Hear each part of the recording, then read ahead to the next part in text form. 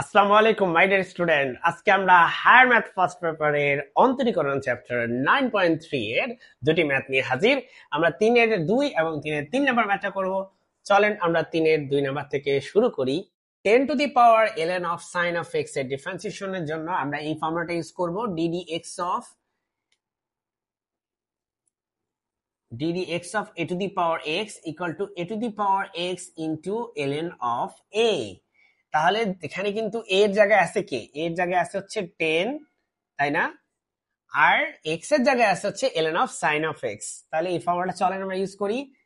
তাহলে প্রথমে আপনি এটাকে y ধরে নেন, তাহলে এটা যদি আপনি ডিফারেন্সিয়েশন করেন y এর হবে ddx অফ y, আর এখানে হবে দেখেন a two the power x, তাহলে এটা হবে a টু দি পাওয়ার, এই পুরোটা হচ্ছে মনে মনে x ভাবতে হবে এটাকে, ঠিক আছে? a two the power x, এই যে a মানে হচ্ছে এখানে 10, আর এই যে ln of sin of x কে মনে মনে আমরা কি ভাববো, x ভাববো। তাহলে a two the power x এর ফর্মুলা হচ্ছে a two the power x into ln of a, ln of a মানে হচ্ছে 10, ঠিক আছে? a মানে 10। এখন দেখেন আপনি তো এটা ডিফারেন্সিয়েশন করছেন, তাই না? এখন হচ্ছে এটা ডিফারেন্সিয়েশন করতে হবে এটার। কেন এটা ডিফারেন্সিয়েশন করতে হবে? কারণ চেইন রুল মতে একটা ফাংশন ডিফারেন্সিয়েশন করছেন, তার ভিতরে আরো ফাংশন আছে, সেটাকেও ডিফারেন্সিয়েশন করতে হবে। তাহলে ln of sin of x এর ডিফারেন্সিয়েশন আমাদের এখন করতে হবে। তাহলে এটা দেখেন আমরা একটু এটা একটু লিখে ফেলি যে 10 to the power ln of sin of x into ln of 10 into ln of 10, আর দেখেন ln of sin of x। আচ্ছা, ln অফ x এর ডিফারেন্সিয়েশনের ফর্মুলা কি? ln of x is 1 divided by x। তাহলে ln অফ, সরি এখানে মুছে গেছে আমার হাতে চাপ লেগে। সো এখানে ln of sin of x এর জায়গায় আমরা লিখবো হচ্ছে 1 বাই sin x। তাহলে ln অফ x যদি হয় 1 বাই x, এই sin x কে মনে মনে x ভাবেন, তাহলে 1 বাই sin x হবে। এবার এখানে কি শেষ না, sin x কেও ডিফারেন্সিয়েশন করতে হবে, sin x কে ডিফারেন্সিয়েশন করতে হবে because of the chain rule, right? তাহলে sin x এর ডিফারেন্সিয়েশনের ফর্মুলা হচ্ছে কি, cos x। তাহলে বাকি যা আছে সেগুলা হুবহু আমরা বসায় দিই। sin x এর ডিফারেন্সিয়েশন ফর্মুলা হচ্ছে cos x, তাহলে এটা হচ্ছে 1 বাই sin x, আর এখানে হচ্ছে sin x এর ডিফারেন্সিয়েশন ফর্মুলা হচ্ছে cos x, আর cos x by sin x মানে হচ্ছে cot x। তাহলে আমরা এখানে কিছু বুঝে এটা আমরা লিখে দিই হচ্ছে কি, cot x, ঠিক আছে? তো এটা হচ্ছে আমাদের প্রথম যে কোশ্চেনটা, সেটা অ্যান্সার। এখন আমরা সেকেন্ড কোশ্চেনে চলে যাব। এখানে আপনারা দেখতে পাচ্ছেন আমাদের কোশ্চেন দেওয়া আছে e two the power 2 into ln of tan of 5x। এটাকে আমরা হচ্ছে প্রথমে y ধরে নিই, ঠিক আছে? এখন একটা জিনিস দেখেন, লগারিদমের ক্ষেত্রে এই যে ln of tan of 5x আছে, তাই না?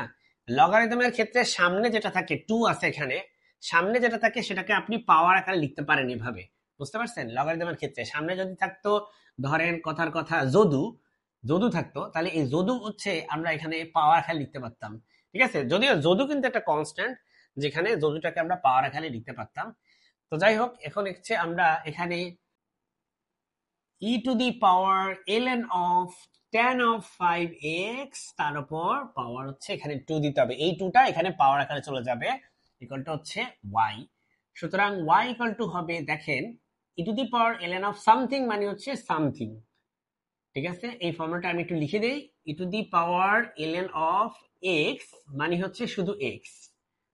তাহলে e to the power ln of, যদি লিখি কোবরা, তাহলে এখানে হবে শুধু কোবরা, ঠিক আছে? So e to the power ln of tan of 5x is whole square হচ্ছে শুধুমাত্র tan of 5x whole square লেখা যায়। এখন হচ্ছে আমরা ডিফারেন্সিয়েশন করব, তাহলে আপনি লিখবেন x এর সাপেক্ষে অন্তরীকরণ করে পাই। আপনি প্রথমে এটাকে লেখেন ddx of y, দেন এটাকে মনে মনে ভাবেন x, তাহলে এটা হবে x স্কয়ার। এই tan of 5x কে মনে মনে কি ভাবতে হবে, x ভাবতে হবে, x, ঠিক আছে? tan of 5x কে মনে মনে ভাবতে হবে x, তারপর একটা স্কয়ার আছে, আর x স্কয়ারের ডিফারেন্সিয়েশন ফর্মুলা হচ্ছে 2x। তাহলে এটা হয়ে যাবে 2 ইনটু এই যে x মানে আসলে এখানে x বলতে হচ্ছে tan of 5x। তারপরে আবার tan of 5x এর ডিফারেন্সিয়েশন করতে হবে, কারণ হচ্ছে chain rule, tan of 5x এর ডিফারেন্সিয়েশন করতে হবে। আর আমরা জানি যে tan of 5x এর ডিফারেন্সিয়েশনের ফর্মুলা হবে sec স্কয়ার 5x। কেন? কারণ tan of x এর ডিফারেন্সিয়েশনের ফর্মুলা কি? tan of x এর ডিফারেন্সিয়েশনের ফর্মুলা হচ্ছে sec স্কয়ার x, তাহলে tan of 5x থাকলে হয়ে যাবে sec স্কয়ার 5x। আবার এই 5x এরও ডিফারেন্সিয়েশন করতে হবে, কেউ বাদ যাবে না, সবাইকে ডিফারেন্সিয়েশন করে যেতে হবে according to the chain rule. তাহলে দেখেন এই 5x এর 5 হচ্ছে কনস্ট্যান্ট, কনস্ট্যান্ট হচ্ছে ডিফারেন্সিয়েশন হয় না যখন সে চলকের সাথে থাকে তখন, তাই এই 5 কে একদম সামনে নিয়ে আসবো, তাহলে 5 দুগুণে হয়ে যাবে আমাদের 10।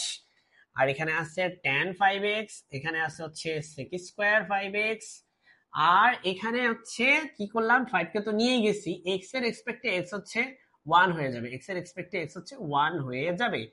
তাহলে 1 হয়ে গেলে সেটা যদি আমরা এখানে গুণ করি, সেটা আসলে কি করবে, এটা রেজাল্টে কোনো পরিবর্তন আনবে না। সো আমরা হচ্ছে এই 1 কে ইরেজ করে দেই, তাহলে আমাদের অ্যান্সার হয়ে যাবে হচ্ছে 10 into tan of 5x into sec square 5x।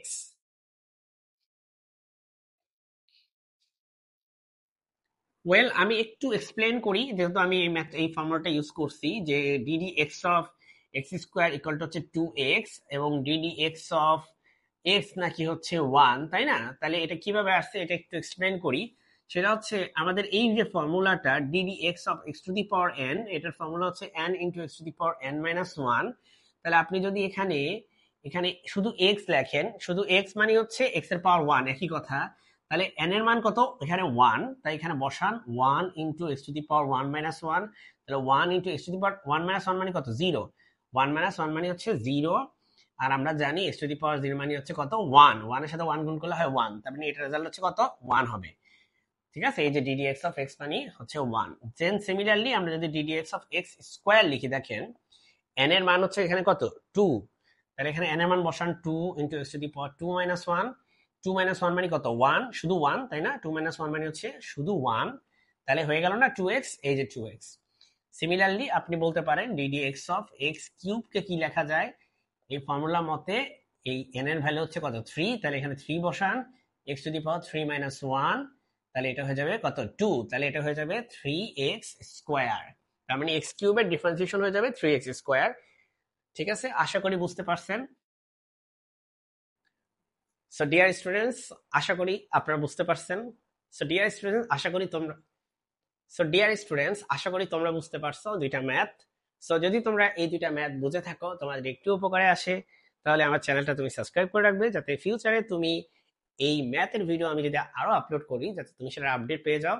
তোমরা জানো যে আমাদের এই চ্যানেলের হচ্ছে আমরা আইসিটি, ফিজিক্স, কেমিস্ট্রি এবং হচ্ছে ম্যাথমেটিক্স সাবজেক্টগুলোর এইচএসসি ধারাবাহিকভাবে ভিডিও আপলোড করে যাচ্ছি। তো আমার চ্যানেলটা একটু সাপোর্ট করবে। আসসালামু আলাইকুম।